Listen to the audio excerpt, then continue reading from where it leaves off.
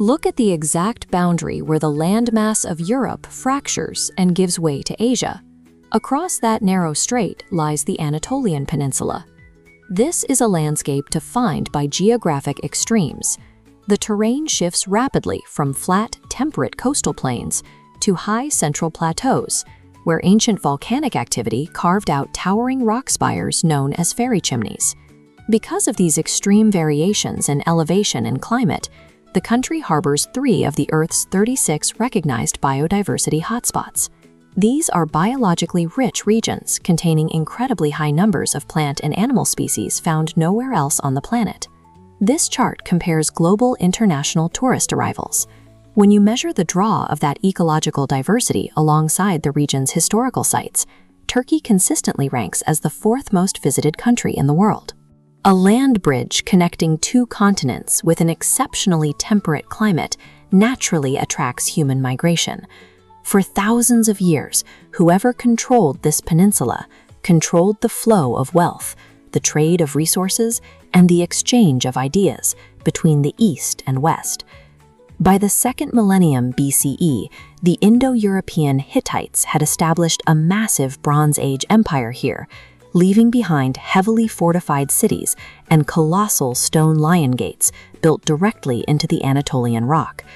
Centuries of Hellenistic, Roman, and Byzantine rule followed, each empire physically built upon the foundations of the last.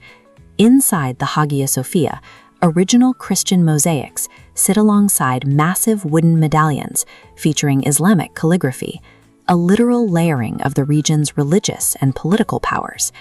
In the 11th century, Turkic peoples migrating from Central Asia established the Seljuk Empire on the peninsula. They brought Islamic governance and Sufi mysticism, an inward-focused spiritual practice of Islam famous for its meditative, whirling dances. Following the conquest of Istanbul, the Ottoman Empire centralized control.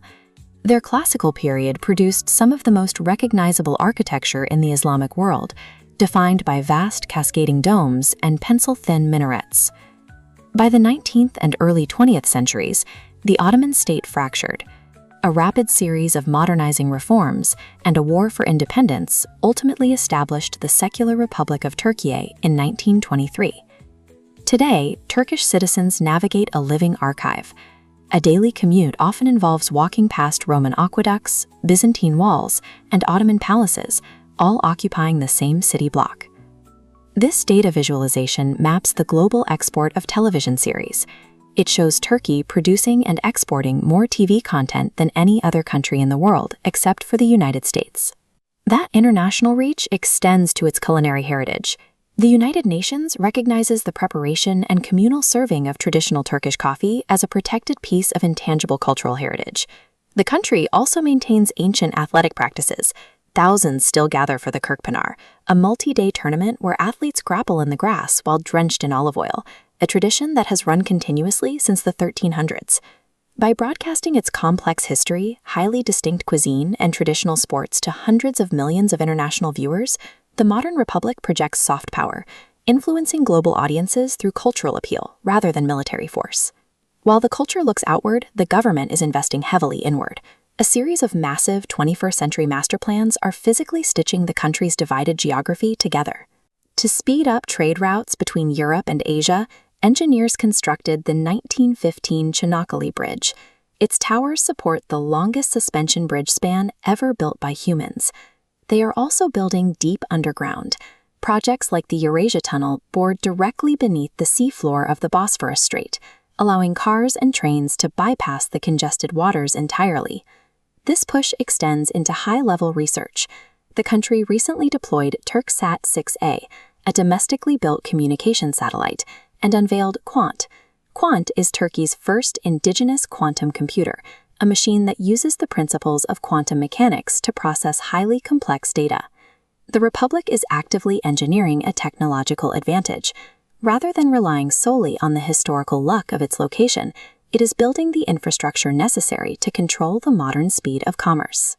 You can see this dual identity clearly when a newly constructed high-speed rail line cuts through a Bronze Age plateau. By linking deep cultural heritage with highly advanced logistical networks, the country secures its position as an indispensable node for global trade.